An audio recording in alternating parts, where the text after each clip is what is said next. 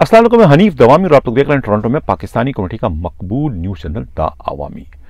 नाज़रीन, एक दिल के टुकड़े हजार हुए, कोई यहाँ गिरा कोई वहाँ गिरा, बहते हुए आंसू रुक न सके, कोई यहाँ गिरा कोई वहाँ गिरा। मैं भी उनके गम में बराबर का शरीक हूँ जो इस वक्त दुखों में डूब कर मन ही मन में ये गाना गुनगुना रहा है।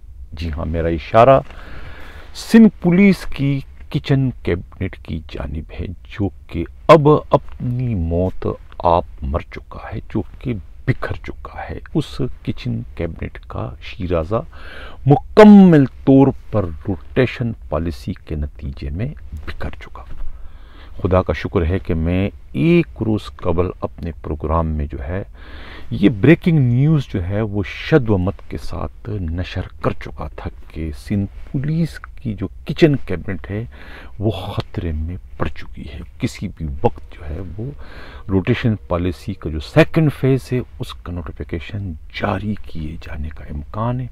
जिस खदशे का मैंने इजहार किया था, बिल आखिर वो खदशा जो है वो एक शर्मिंदा ताबीर वो हो चुका है, वो ख्वाब जिसका मैंने इजहार किया था एक रोज़ कबल अपने प्रोग्राम में। यानी कि किचन कैबिनेट ख़त्म हो गई। जिनकी किचन कैबिनेट थी उनका जो है वो इस वक्त अफसरदा होना, परेशान होना, गमों में डूब जाना जो है वो एक फितरी अमर है। अब उनके जो दिल के टुकड़े हैं कुछ खैबर पख्तूनख्वा में जाके गिरे, कुछ पंजाब में गिरे और कुछ बलूचिस्तान में। अब जो टुकड़े उनके खैबर पख्तूनख्वा में गिरे हैं वो लक्की हैं, खुशकिस्मत हैं। मेरा इशारा नोमान सिद्दीकी की जानिब है, मेरा इशारा जो है साकिब इस्माइल मेमन की जानिब है और मेरा इशारा जो है अब्दुल्ला शेख DIG की जानिब है। इसलिए कि खैबर पख्तूनख्वा का जो IG है मुअज़्ज़म जा अंसारी बहुत ज़्यादा इंसान दोस्त पुलिस अफसर हैं और वो इन सिंध पुलिस से निकाले जाने वाले इन नगीनों को जो है, इन नाज और नखरों में पले जो हैं ये PSP अफसरों को यकीनन अपने सीने से लगाएंगे और उन्हें अच्छी पोस्टिंग देंगे, उनका अच्छे तरीके से इस्तेकबाल करेंगे। इसलिए खैबर पख्तूनख्वा पुलिस में सिंध पुलिस की तरफ से जो है रियाकारी, मुनाफकत या साजिशों का कोई सिलसिला नहीं है।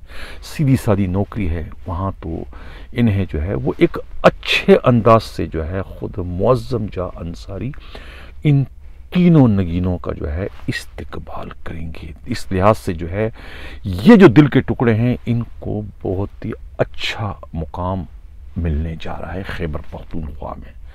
रहा दूसरे जो नगीने गए हैं सिंध पुलिस के, नईम शेख और ख़ुद मकसूद मेमन के अलावा जावेद अकबर रियाज, इनमें से दो जो हैं मकसूद मेमन और ख़ुद नईम शेख का तो बहुत ही बैड एक्सपीरियंस पंजाब पुलिस से रहा है। यानी कि नईम शेख ने जो है वो अपनी सर्विस की शुरुआत जो है वो पंजाब पुलिस से की थी और वहाँ पर जो है एक फैसलाबाद में गालिबन जो है ये कत्ल के मुकदमे में बिलवास्ता या बराह रास्त तौर पर इस तरह से मुलविस हो गए थे कि इनकी अपनी नौकरी उस वक्त ख़तरे में पड़ गई थी। और अगर उस वक्त जो है यानी कि साबिका IG सिंध सरदार फैयाज अहमद खान लगारी से अगर इनका टाकरा ना होता, जो कि उस वक्त वहाँ SSP थे फैसलाबाद के, तो फिर यकीनन जो है ये आज सर्विस में ना होते, बल्कि ये उसी वक्त जो है डिसमिस फ्राम सर्विस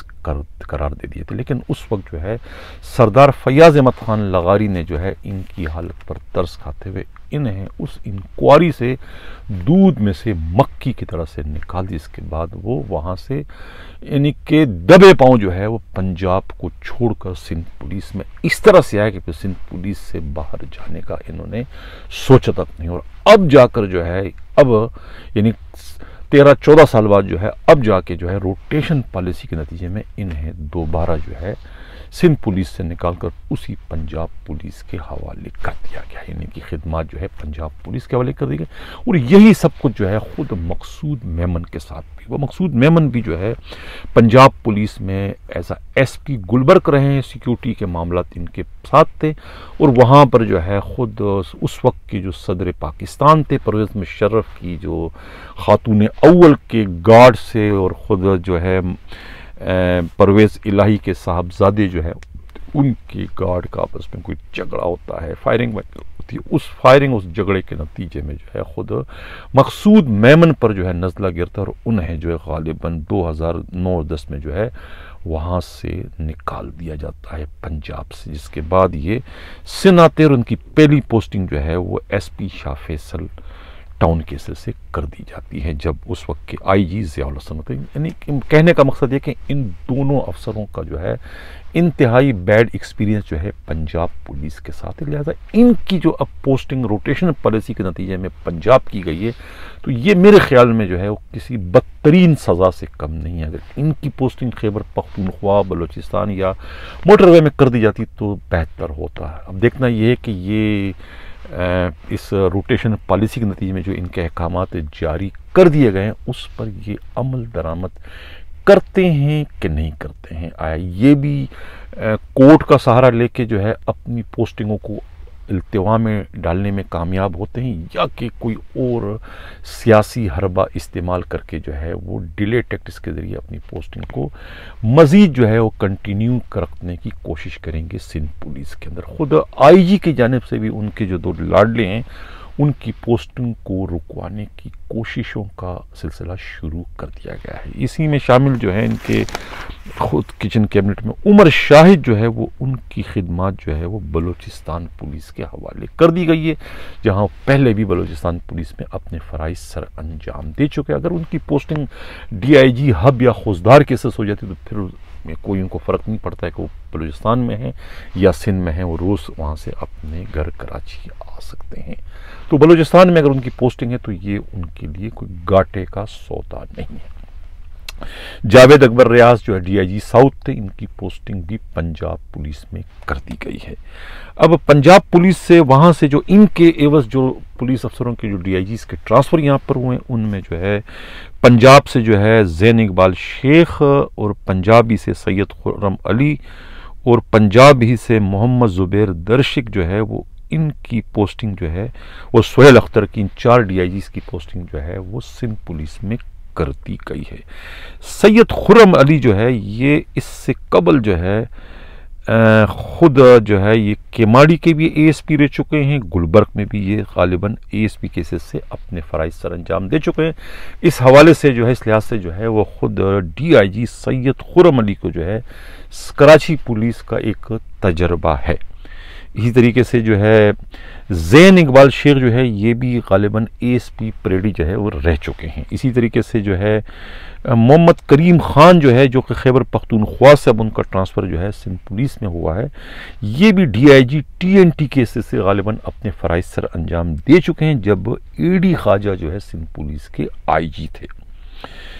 इस तरीके से जो है अब्दुल गफूर आफरीदी जो है ये भी खैबर पख्तूनख्वा से जो है सिंध पुलिस में आए हैं।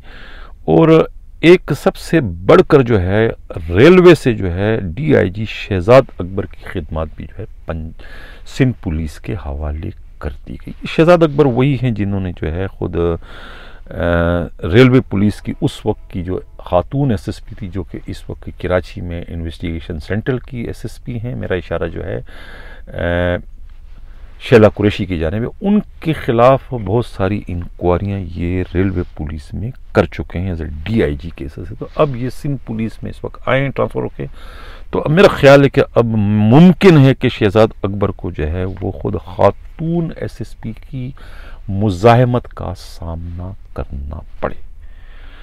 अब ये ट्रांसफ़र पोस्टिंग हुई है सिंध पुलिस के किचन कैबिनेट, जो मैंने प्रोग्राम में जिक्र किया था कि किचन कैबिनेट जो है ख़तरे में पड़ चुकी है। अब IG सिंध क्या करेंगे? IG सिंध के एक नहीं बल्कि दोनों बाजू जो है वो इस वक्त कट चुके हैं। अब किससे उनकी मुशावरत होगी, किससे सलाह मशवरे करेंगे, क्या करेंगे, सिवाय अब एक नॉन पीएसपी जो है एक पीएसओ जो है वो उनके साथ रह गया है, उन्हीं से अब उनके सलाह मशवरे चलते रहेंगे। बाकी अब उनके पास एक मुक़द्दस हैदर हैं, अगर वो डीआईजी बनने में कामयाब हो जाते हैं तो अब उनकी पोस्टिंग जो है वो साउथ में भी एज ए डीआईजी हो सकती है और एज ए ईस्ट में भी उनको डीआईजी लगाया जा सकता है, अगर, मैं फिर कह रहा हूँ कि अगर उनको डीआईजी के ओहदे पर प्रमोशन हो जाती है। और इसी तरह से अगर अब्दुल सलाम शेख को भी प्रमोट कर देते हैं तो फिर उनको जो है वो डीआईजी हैदराबाद लगने के जो है लगाए जाने के इम्कानात जो है वो बढ़ गए हैं। लेकिन फिर मैं कहूँगा अगर अगर अगर, इसलिए कि इतलात यही हैं कि इनका जो केस है वो पुटअप नहीं हो रहा है, यानी कि इन्हें प्रमोट नहीं किया जाए। अब ये प्रमोशन का सिलसिला अगर चल ही पड़ा है तो मैं इसमें एक अगले दिन में अपने प्रोग्राम में ये कहना भूल चुका था कि ये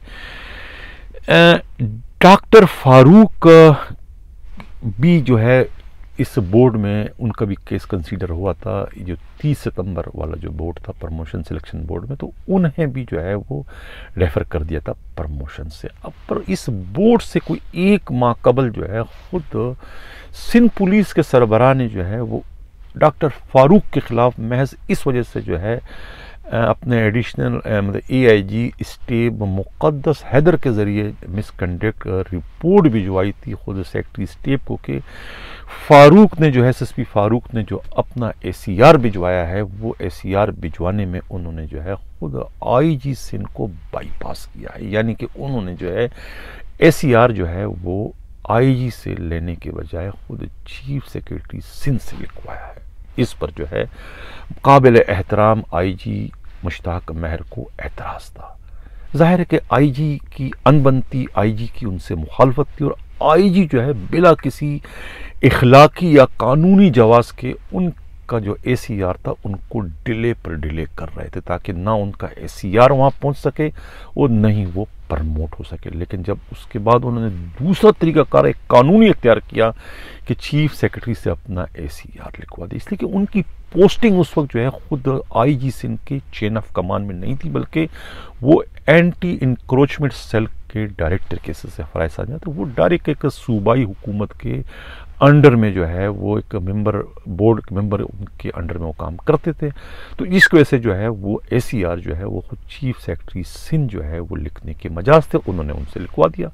और ये कोई नई बात नहीं है, इससे कबल भी जो है ये एक रिवायत चली आ रही है कि खुद जब एडी ख्वाजा जब डीआईजी थे और ख़ुद सनाउल्लाह अब्बासी भी जब डीआईजी थे और इनकी जब एक चपकलिश एक सर जंग जो है ख़ुद अपने ही आईजी उस वक्त के ग़ुलाम हैदर जमाली के ख़िलाफ़ चल रहे, कोर्ट में कैसे चल रहे थे, तो उस वक्त जो है सनाउल्लाह अब्बासी और ख़ुद एडी ख्वाजा ने जो है वो कोर्ट में ये एप्लीकेशन दी थी कि हमारी एसीआर जो है हमारे आईजी ग़ुलाम हैदर जमाली से न लिखवाई जाए, क्योंकि हमारी उनसे मुखालफत है, तो वो हमारी एसीआर जो है इंतकामी कार्रवाई के तौर पर हमारे खिलाफ गलत लिखेंगे, तो हमारी एसीआर जो है वो चीफ सेक्रेटरी सिंध से लिखवाई जाए। जिसके बाद जो है फिर कोर्ट को जो है ये हुक्म जारी करना पड़ा कि इनकी एसीआर आईजी ग़ुलाम हैदर जमाली नहीं बल्कि चीफ सेक्रेटरी सिंध उस वक्त के जो है सदीक मेमन को हुक्म दिया कि वो इनकी एसीआर लिखे। तो एसीआर ये एक रिवायत है कि अगर आईजी से आपकी मुखालफत है और आप ये समझते हैं कि आईजी जो है वो अपने पावर को मिसयूज कर सकते हैं एसीआर लिखने के मामले में, तो आप जो है वो चीफ सेक्रेटरी सिंध से जो है वो अपनी एसीआर लिखवा सकते हैं, जिसकी मैंने मिसाल आपके सामने दे दी एडी ख्वाजा और खुद सनाउल्लाह अब्बासी की। तो अगर अब ये डॉक्टर फारूक ने एसीआर लिखवा ली चीफ सेक्रेटरी, तो कौन सी क़यामत आ गई कि उस एसीआर लिखवाने पर सिंध पुलिस के आईजी इतने चराखपा हो गए कि उन्होंने एक मिसकंडक्ट रिपोर्ट भिजवा कर जो है उनका ड्यू प्रमोशन जो है वो रुकवा दिया, जो कि सरासर ज्यादती है। इसी तरीके से खुद सलाम शेख के खिलाफ भी जो है बोर्ड के 1 महीना पहले जो है खुद सेक्रेटरी स्टेप की जानिब से यानी इंटेलिजेंस रिपोर्ट एजेंसियों की जो रिपोर्ट आई थी करप्शन से मुताल्लिक़ खुद सलाम शेख की, तो स्टेप के सेक्रेटरी अफजाल लतीफ़ ने वही रिपोर्ट भिजवा दी थी सिंध हुकूमत को कि आप इसकी इंक्वायरी करके हमें भिजवाओ। सिंध हुकूमत ने उसकी इंक्वायरी भिजवा भी दी थी खुद इस प्रमोशन बोर्ड से कबल, और उसी रिपोर्ट के नतीजे में जो है उन्होंने खुद सलाम शेख को हैदराबाद की पोस्ट से सरेंडर भी कर दिया था। तो उस रिपोर्ट को जो है वो इस मुअज़्ज़ज़ जो हमारे मेंबरान थे प्रमोशन बोर्ड के, उन्होंने यकसर उस रिपोर्ट को तो नज़रअंदाज किया कि उनको प्रमोशन दे दिया कि इनको प्रमोट कर दिया जाए। लेकिन वो जो रिपोर्ट आईजी ने खुद भिजवाई थी डॉक्टर फारूक से मुतालिक, उस रिपोर्ट को उन्होंने हाईलाइट किया कि भाई इसने तो चेन ऑफ कमांड को तोड़ के एक संगीन डिसिप्लिन की खिलाफ वर्जी की है, लिहाजा इनको प्रमोशन से महरूम कर दिया। तो वो प्रमोशन से उनको मेरे को इतनी ज्यादती हुई थी उस बोर्ड में। ये तो एक बरसबीली तस्करा मुझे ये कहना पड़ा। अब एक कहते हैं ना कि इस दिल के टुकड़े हजार हुए, कोई यहाँ गिरा कोई वहाँ गिरा, तो अब टुकड़े तो इधर उधर गिर गए। अब मकसूद मेमन का जो ट्रांसफ़र हुआ है, मुझे अब नहीं लगता है कि वो इतनी आसानी से जो है अपनी सल्तनत को छोड़ पाएंगे। एक सल्तनत ही है पुलिस में, एक रियासत में एक रियासत, जिसको पहले भी मैं अपने प्रोग्रामों में कहता चला आ रहा हूँ कि वो एक रियासत में रियासत है।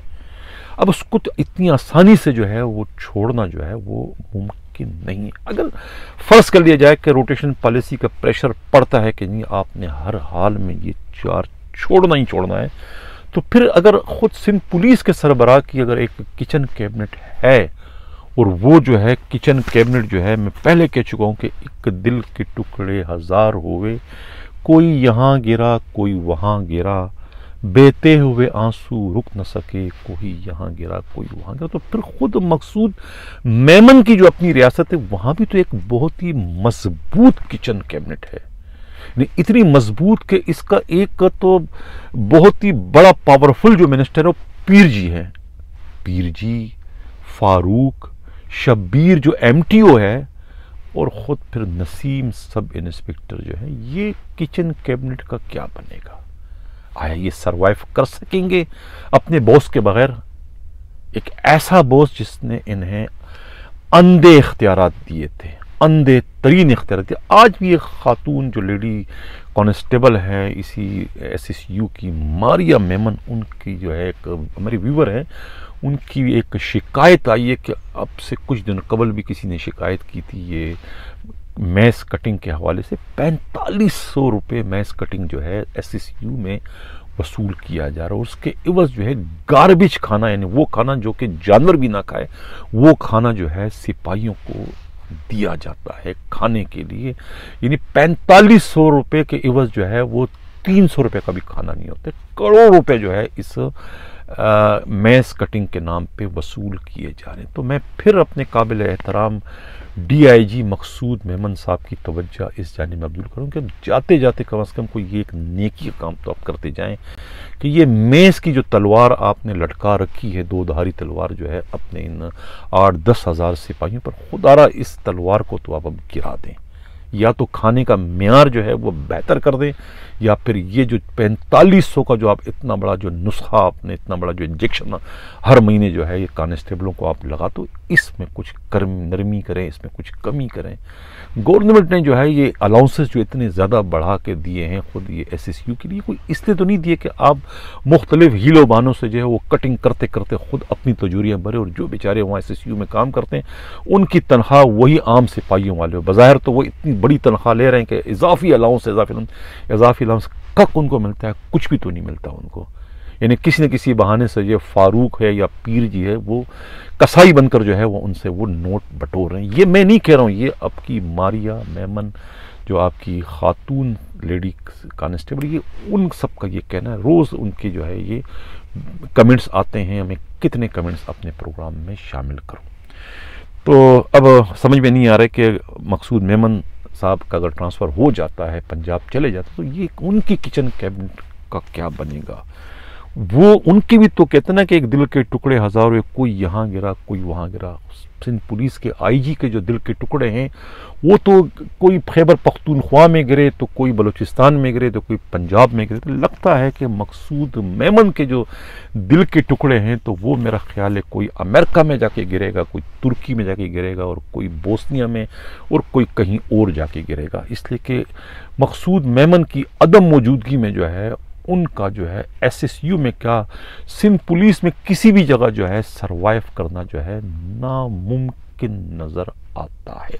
लेकिन ये सब उस सूरत में मुमकिन होगा कि अगर मकसूद मेमन दूसरे डीआईजीज की तरह से जो है खुद ये रोटेशन पॉलिसी का जो नोटिफिकेशन जारी हुआ है उस पर जो है आंख बंद करके अमल कर। लेकिन लग ये रहा है कि इस रोटेशन पॉलिसी को रुकवाने की या इसमें रद्दोबदल करने की हर मुमकिन कोशिश की जाएगी, इसलिए कि इसमें बड़े तगड़े किस्म के डीआईजी शामिल हैं।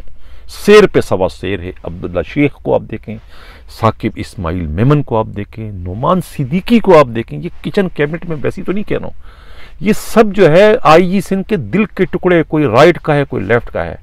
इतनी आसानी से जो है वो उन्हें अपने आप से जुदा करना खुद सिंध पुलिस के सरबराह के लिए जो है वो आसान नहीं होगा। अगर उनका अपना भी ट्रांसफ़र हो जाता है, जिसके चांसेस ज़्यादा हैं। मैं कुछ दिनों पहले अपने प्रोग्राम में बार बार नहीं कह रहा था कि भाई एक सरप्राइज सिंध पुलिस को मिलने वाला है। वो सरप्राइज क्या था? सरप्राइज यही था ना कि किचन कैबिनेट जो है वो उलटने जा रही है। बिल आखिर वो उलट गई। नाज़रीन इकबाल के प्रोग्राम के मैं अगले खबर की जाने बोलूँ। जिन लोगों ने अभी तक हमारा चैनल सब्सक्राइब नहीं किया, अगर वो चाहते हैं कि हक व सदाकत का सफ़र इसी तरीके से जारी व सारी, तो चैनल को सब्सक्राइब भी करें, लाइक भी करें और शेयर भी करें। पुलिस ट्रेनिंग सेंटरों में क्या हो रहा है? आज भी एक training centre, Larkana police training centre की छत गिर गई। तो खुदा का शुक्र है कि उस वक्त जो है सुबह ही सुबह गिरी, यानी कि गिरने से कोई 15 मिनट पहले जो है उस बैरिक से कोई 110 के करीब पुलिस के जवान जो है ग्राउंड में जाकर चले गए थे ट्रेनिंग के लिए, फिटनेस ट्रेनिंग के लिए, परेड के लिए चले गए थे।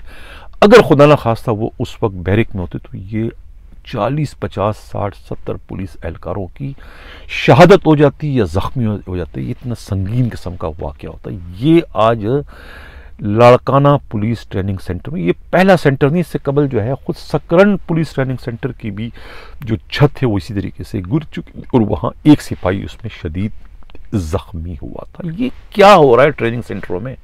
हर साल जो है इनकी रिपेयरिंग का इतना खतीर बजट जो है वो दिया जाता है, लेकिन अफसोस के साथ मुझे कहना पड़ता है खा जाते हैं, हड़प कर जाते हैं, डकार भी नहीं देते और कुछ भी खर्च नहीं करते, जिसका नतीजा क्या है? ये दूसरी जो है ट्रेनिंग सेंटर की छत गिर गई।